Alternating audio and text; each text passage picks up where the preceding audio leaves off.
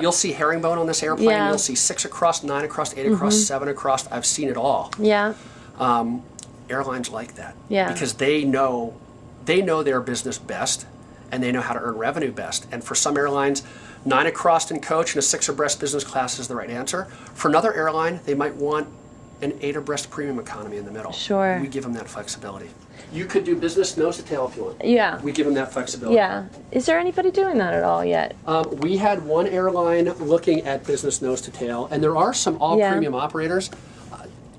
I would be stunned if at some point we didn't see it done in this airplane. Right. But more traditionally, what we're seeing is the more traditional layouts of a business class and an economy class. Sure. One thing we're seeing, and it's our group passenger revenue that really is kind of waking the airline industry up to it, is the huge revenue potential of premium economy. Premium economy.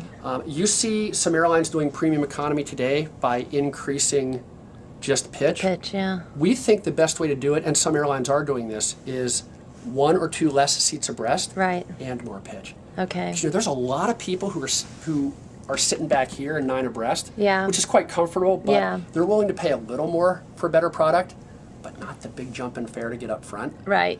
Also, a lot of companies are making their business travelers go back to tourist. Right. A premium economy keeps those really valuable people from the whole way back to the deeply discounted fare buckets. Yes. So premium economy is something that's emerging that we're doing a lot of work with, and I think is going to catch on as a real revenue enhancer. We're seeing a little bit more of a falling away of classic first, really, aren't we? I mean, so business, premium economy, and economy is becoming the 3 main.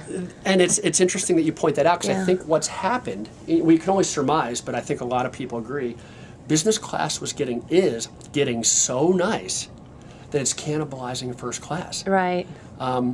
So really, if you look at the old-fashioned first business coach, the new business premium economy is also a rename of what was around 15 years ago as first business coach. Right. But you're right, you're correct. We're seeing a trend toward kind of a business first mix, really premium economy. And I think you're going to see that more and more, so you're right on target.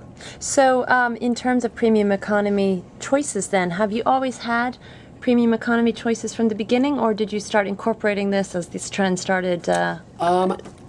We started incorporating this as the trend started, but what's Yeah. nice is our long-haul airplanes are especially well suited Yeah. to having a separate tourist and premium economy. Okay. If you just look at the cabin width, our cabin widths, 777, 87, and 47, very well suited to having a good, solid, comfortable economy class for people shopping on Sure. price.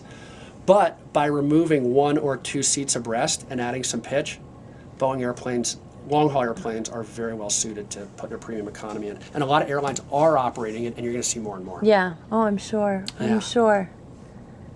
That's great. The bathrooms that we saw earlier, these kind of larger bathrooms that would be handicapped accessible, those are normally up front. Is that right? You can put you can put a handicapped accessible in any cabin. Okay. Yeah. Okay.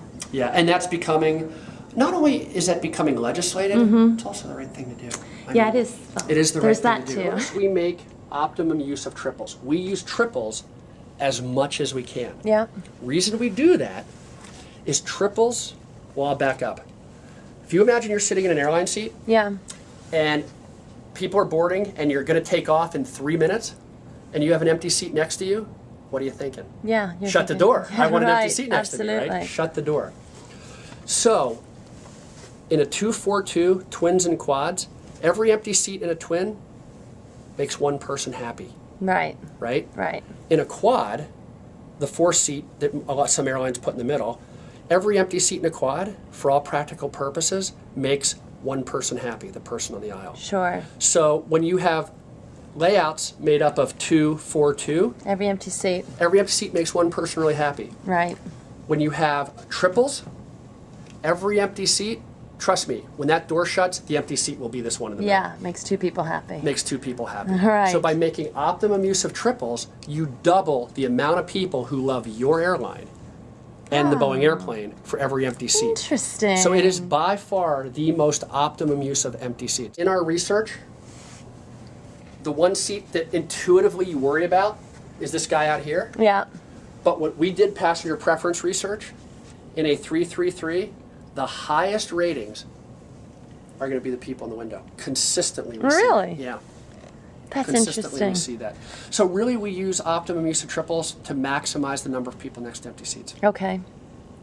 It Cool. doubles the amount of people who love your airline for every empty seat. And of course, the size of the window also makes a big difference in the feeling that you've got more space. That's correct. And the fact that this fuselage is composite is what allows us to have windows that size. Yeah. You know, there's a lot of engineering constraints with aluminum, and when you have big windows, you add weight to the airplane because you have to strengthen around the windows. Right. Composites are great. Pods don't fatigue, they don't corrode. Great engineering material. Right. Not only in terms of performance, but in terms of allowing us to have bigger windows and allowing us to put more pressure and humidity in the cabin. Composites allow us to do that. The person who is sitting beside the window has control then of that shade. Do you foresee any problems with that? The reason we don't is that's how it is with the conventional window shade today. That is true. That is true. So it's the same, the control issue is the same, it's But just when they a see much this nicer gorgeous big window, they might get a little bit more shade. You're right. more envious of control, I'm thinking. I don't know. Now here's another, now that you brought that up, there's another cool aspect of the airplane, is today, if the person who has control of the window pulls the shade down, you can't see outside. Right. With this technology, the window gets darker, but you Right. can still see outside. It's like a limousine or sunglasses. So a person can actually hit that switch, reduce the amount of light coming in, but you can still see a very clear image. Top to bottom of the window, it's just darker like you're in a limousine. Gotcha. Yeah.